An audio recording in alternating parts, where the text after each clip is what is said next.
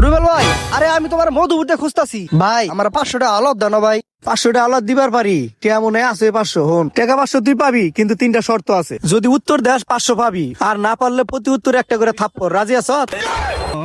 এই না আলাপ। আচ্ছা ঠিক আছে, দাও টাকা দাও।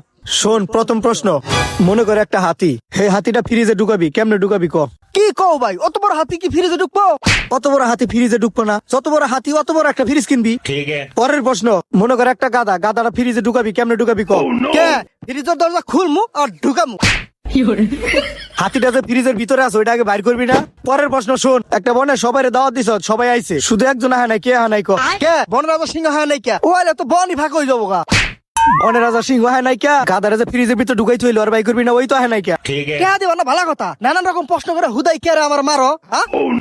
এ আমার কাছে আইছে 500 টাকা লাগে, আমি যে কাজটা টিয়া বেগর আমি মোতাই বন্ধ করে দেই।